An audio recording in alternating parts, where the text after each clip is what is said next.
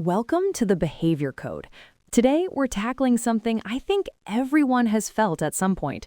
It's this idea that, the smartest person in the room, they rarely win. Rarely. It's such a frustrating paradox, isn't it? You see it all the time. The person with the PhD, the one with all the data, the actual expert, gets steamrolled by someone who just sounds more sure of themselves. It's like their confidence is a louder microphone. Exactly. It's not about what you know, it's about what people think you know. And that brings up the big question for today's episode. Why is confidence so much more powerful than raw intelligence? And to be clear, we're not saying intelligence doesn't matter. Of course it does. It's the engine. But confidence is the steering wheel and the gas pedal. You can have a Ferrari engine, but if you can't steer it or make it go, you're just sitting in the driveway making a lot of noise. That's the perfect analogy. I remember in college, there was this one student in my philosophy class. He wasn't the sharpest, to be honest. He'd often misinterpret the readings. But when he spoke in class, he spoke with such booming, unshakable certainty that the professor and the other students took him seriously. He'd make a flawed point, but state it as if it were gospel, and the conversation would revolve around his point for 10 minutes. Meanwhile, a much smarter student would timidly raise her hand and say, I'm not sure, but I think Kant meant something different, and she'd be completely ignored. It was maddening. And it's not just being talked over, it's like their idea becomes better simply because of the volume, the certainty. It's like confidence is a magic trick that convinces everyone in the room that they're seeing a rabbit, even when the hat is completely empty. And the truly intelligent person is sitting there, not only holding a rabbit, but a detailed schematic of the rabbit's genetic code. And nobody cares. It's wild. You see it in such small, everyday situations, too. You're at a big group dinner, and the wine list comes out. One person in the group actually knows a lot about wine, a real aficionado, but they're quietly studying the list. Then someone else just grabs the list and says, "Oh, let's just get this one. It's great." And everyone just goes, "Okay." The expert never even gets to speak. We default to the decisive. It's wild. You see it in such small, everyday situations, too. You're at a big group dinner, and the wine list comes out. One person in the group actually knows a lot about wine, a real aficionado, but they're quietly studying the list. Then someone else just grabs the list and says, "Oh, let's just get this one. It's great." And everyone just goes, "Okay." The expert never even gets to speak. We default to the decisive. And that's the core of it. We're wired to respond to certainty. Think about our ancestors on the savannah. If someone shouted, "Lion," with conviction, you ran. You didn't stop to ask for their data or qualifications. Hesitation could mean death. We still have that ancient reflexive part of our brain. It's the limbic system, and it makes decisions long before the logical part, the prefrontal cortex, has even finished its morning coffee. Let me ask our listeners this, and be honest with yourself. Have you ever been in a meeting, or on a project, or even just at a party, and you've watched someone who you know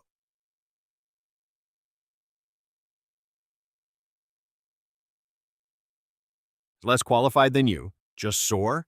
Getting the promotion, getting the date, getting the funding. Right. All while you were sitting there, holding the objectively better idea, but you didn't present it with that same, unshakable conviction. That feeling is what we're dissecting today.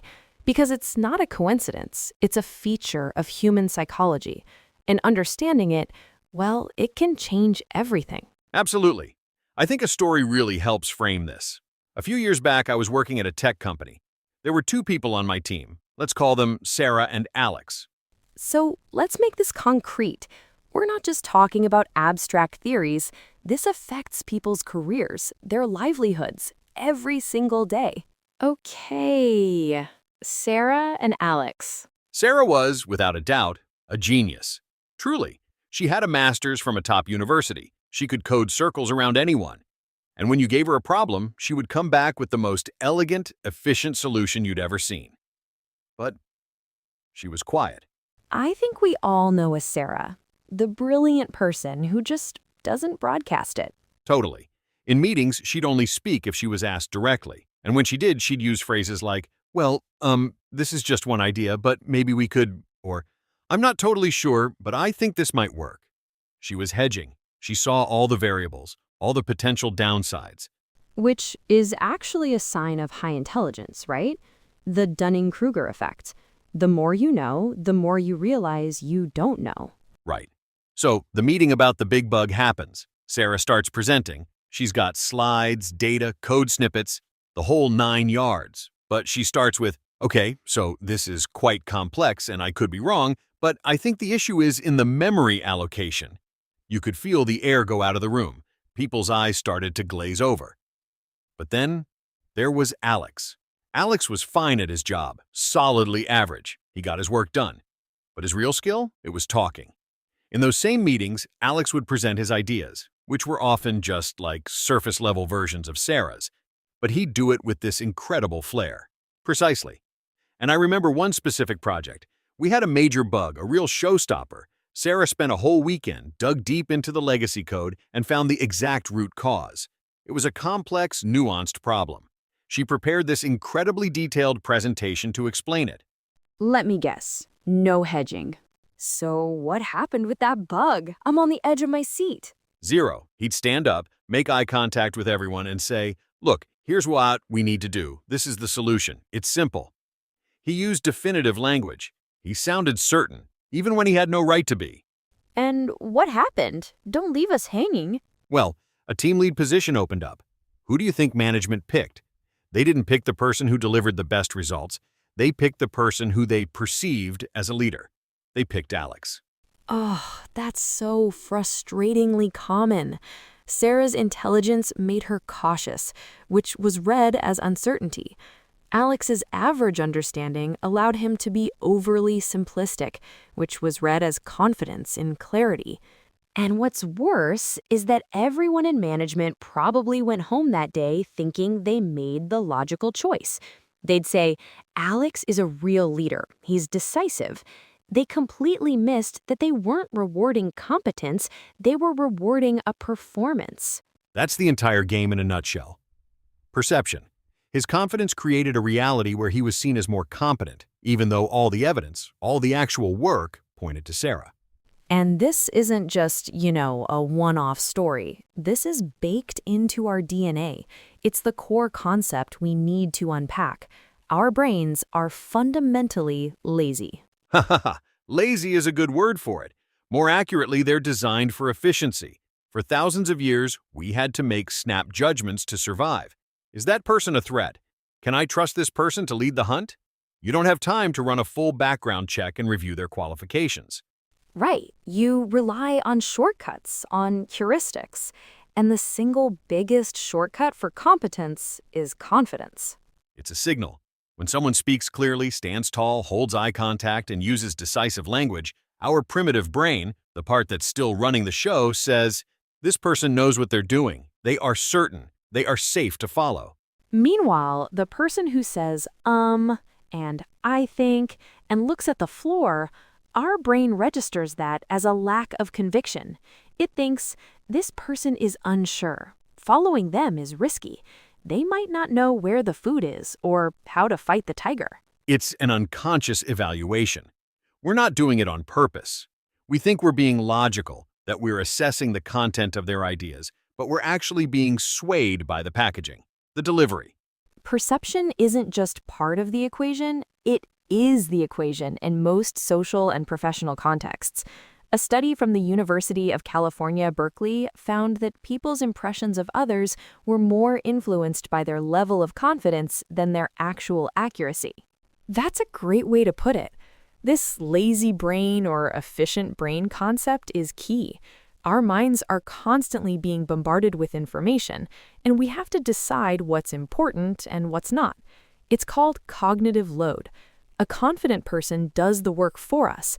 They present a simple, easy-to-process conclusion, and our brain gratefully accepts it to save energy. So you can be wrong, but if you're confidently wrong, people are more likely to believe you than if you're hesitantly right.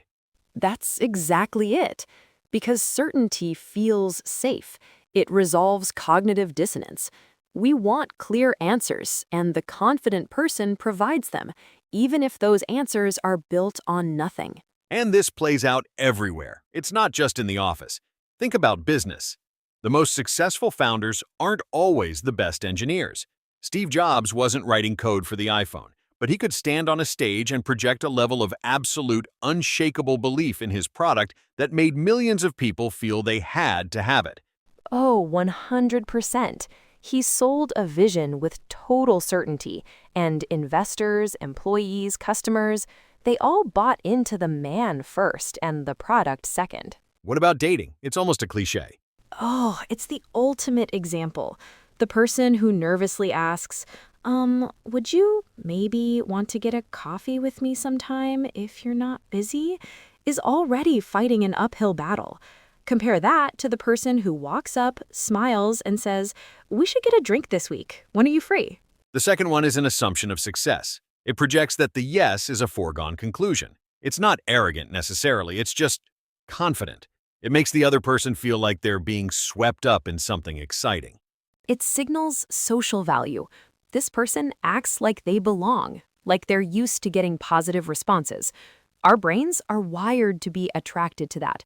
It's a sign of a good potential mate, a good leader, someone who can navigate the world successfully. And that brings us to leadership. In any group, formal or informal, people will naturally gravitate towards the most confident individual, not necessarily the most correct one. We follow certainty, not accuracy. Think about a crisis situation. If a building is on fire, who do you follow? The person muttering, I think maybe the exit is over there, but I'm not sure. The map was a bit confusing. No way. You follow the person who points and shouts, everyone, this way, now! Even if they're wrong, their certainty provides a plan. It cuts through the panic. A bad plan is often better than no plan at all in our minds. It's an illusion of control. Certainty feels like control. Intelligence, with all its nuance and recognition of complexity, often feels like a lack of control. So, across the board, business, dating, leadership, the person who can project confidence effectively has a massive, almost unfair advantage. It is unfair. And that brings us to the dark psychology of it all. Because this very predictable human bias, it can be, and often is, exploited. Yes, this is where it gets dangerous. Overconfidence isn't just a social lubricant, it can be a weapon of manipulation.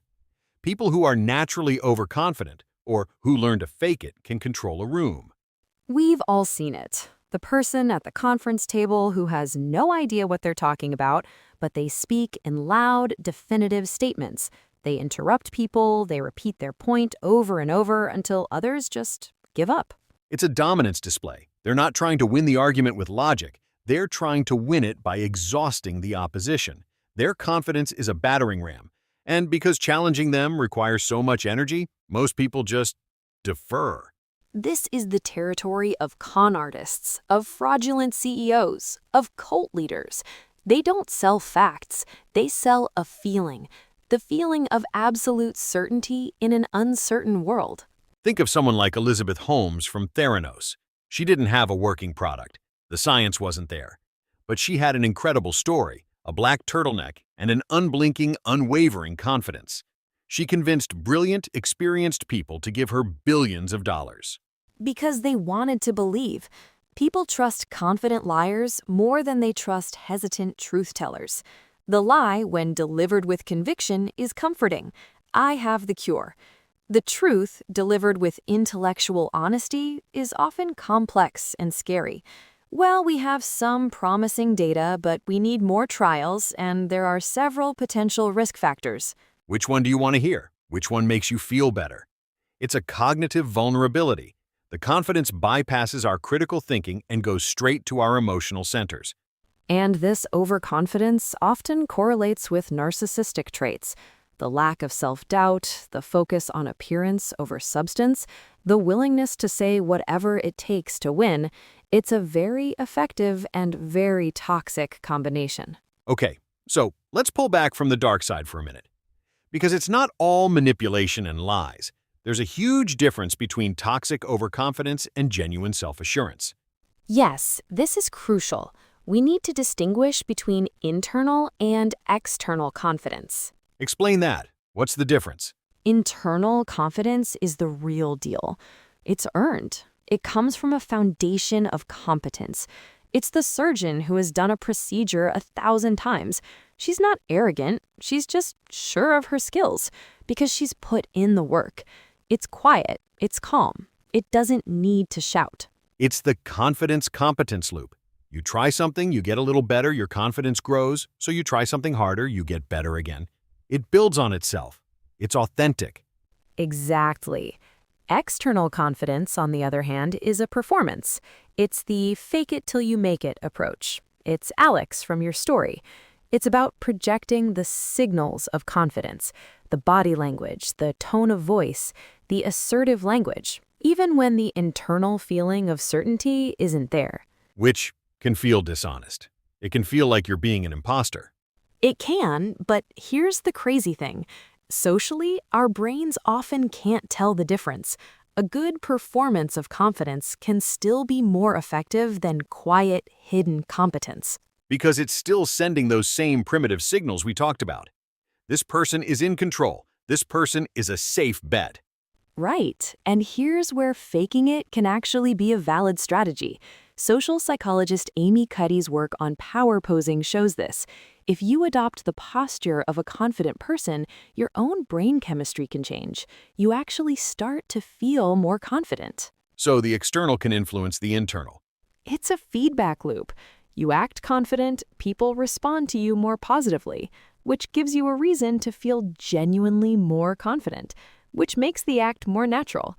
Eventually, the fake confidence can become real, earned confidence. So for anyone listening who feels more like the Sarah in my story, the smart, capable, but quiet person, what can they actually do? It feels like you're asking them to change their personality. Not at all. It's not about changing who you are. It's about learning a new skill, the skill of communicating your value. And it comes down to a few very specific, actionable behaviors. Okay, let's break them down. What's the first one? When we're nervous, we speed up. We rush our words. Our pitch goes up. It signals anxiety. Deliberately slowing your pace of speech is one of the most powerful signals of confidence you can send. It says, I'm so comfortable here, I'm going to take my time. What I have to say is worth waiting for. It also gives you time to think. You make fewer mistakes, use fewer filler words. That's a great one. Okay, what's next? Remove the qualifiers. Go through your emails and listen to yourself talk. How often do you say, I just wanted to add, or this might be a silly idea, but, or I kind of think. You're undermining your own idea before you even say it. Precisely. Cut them out. Instead of, I just think we should try this, say, we should try this. Instead of, sorry to bother you, say, do you have a moment? Be direct. Your intelligence earns you the right to be direct. Okay, so speak slower, be more direct. What else? Stop over-explaining. This is a huge one for intelligent people. You see all the nuance, so you feel compelled to explain every single step of your logic. But what it communicates is a frantic need for validation. Right. Like you're trying to prove you did the homework. Confident people don't do that. They give the answer. If someone asks for the reasoning, they provide it. But they don't lead with a 5-minute disclaimer. State your conclusion first, then pause. It's called the brevity principle. Be as concise as possible. It signals authority. And finally, the nonverbals, the body language. The biggest ones, hold eye contact. Not in a creepy staring way, but don't be the first to look away. And take up space. Don't hunch over or cross your arms and legs to make yourself smaller. Sit up straight. Put your arms on the table. Your physical presence should say, I belong here. None of those things require you to be smarter. They don't require more credentials. They're just behaviors. They are skills you can practice. And that leads to the biggest shift in mindset we need to make. The goal is not to be the smartest person in the room. The smartest person often loses. So what is the goal? The goal is to be perceived as the most certain, the most capable. It's about closing the gap between your internal competence and the external perception of that competence. You don't need to learn more. You need to project more. You already have the intelligence. It's just trapped behind a wall of hesitation and self-doubt. Think of it like this. Your intelligence is a brilliant light bulb, but if you hide it under a basket, nobody sees it. Confidence is taking the basket off. It's not changing the bulb, it's just letting it shine. That's a powerful reframe. It's not about being arrogant or loud. It's about doing justice to your own ideas. It's about giving your intelligence the vehicle it needs to actually make an impact. You owe it to your own hard work to present it effectively. You've done the reading, you've run the numbers, you've had the insight. Don't let it die because you used the word maybe. So, to wrap all of this up, for decades, we've been told to just be smarter, learn more, get another degree. And while knowledge is vital, it's only half the battle. The other half is the delivery mechanism, the interface between your brain and everyone else's. That interface is confidence. It's the user experience of your intelligence. Without it, the best ideas in the world stay as ideas. They don't become actions, they don't become companies, they don't change the world.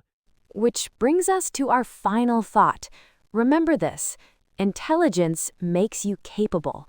Confidence makes you unstoppable. That's all the time we have for this episode of the Behavior Code. If you want more insights into the psychology of success and influence, make sure you're following us. Follow or subscribe for more psychology insights. Thanks for listening, and we'll see you next week.